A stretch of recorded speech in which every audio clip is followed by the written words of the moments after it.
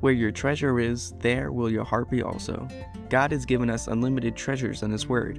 Every time we open it, we can discover a new treasure or admire an old one. What will we find today? Here's Carla Early with Treasure Hunt in the Word.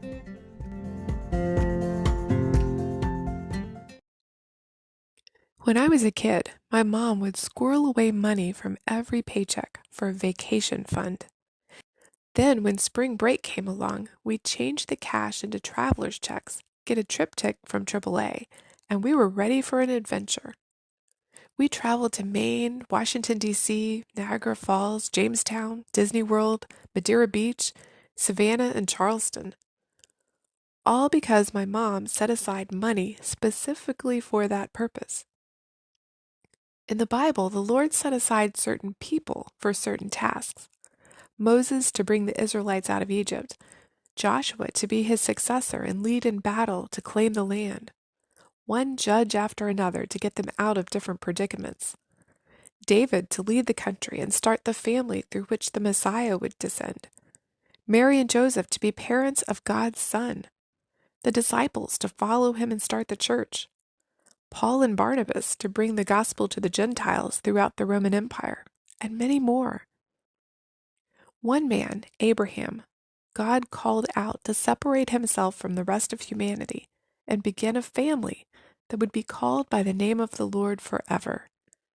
He told them, "For I am the Lord your God. You shall therefore consecrate yourselves, and you shall be holy, for I am holy. Neither shall you defile yourselves, for I am the Lord who brings you up out of the land of Egypt to be your God."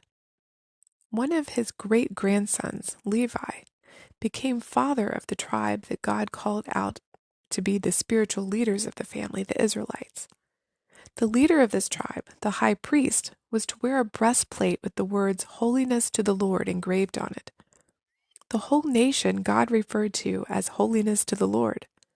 They were set aside for his purposes. Through blessing them, caring for them, and punishing their enemies, God could show all the other nations who he was. Many of the laws the Lord gave them in their early days were meant to keep them separate from the world and pure from any entanglements with it. He made a special covenant with them, and he loved them. However, by the time of Jeremiah, the Israelites had forsaken their first love and broken God's heart. He said of them in Jeremiah 2:3, "Israel was holiness to the Lord, the first fruits of his increase."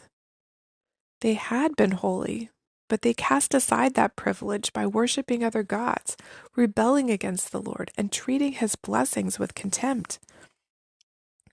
Even after the Lord sent them into captivity and brought them back, by the time Jesus came, they didn't even recognize him as their Messiah and killed him. The Jews had been his first fruits, but then he turned to harvesting the Gentiles.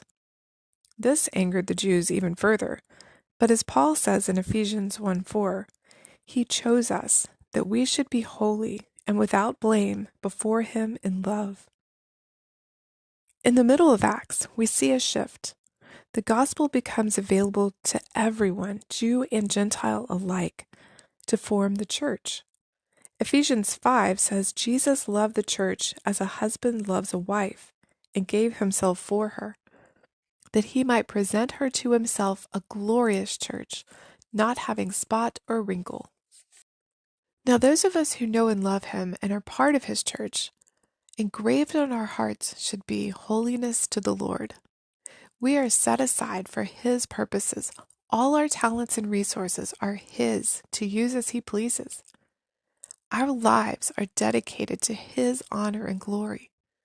Our hearts and actions should always be seeking first his kingdom and his righteousness.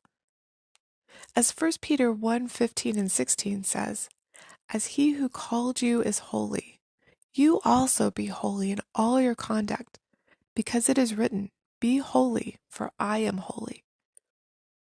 How do you glorify and honor God with all your talents and resources? Is something of yours not dedicated to him? How do you need to change to be holy as the Lord our God is holy? You can contact us at treasurehuntintheword@gmail.com. We'd love to hear the treasures God has given you through His Word. You can listen to other episodes at our website, which you can find in the description below. Thanks for listening, and remember, where your treasure is, there will your heart be also.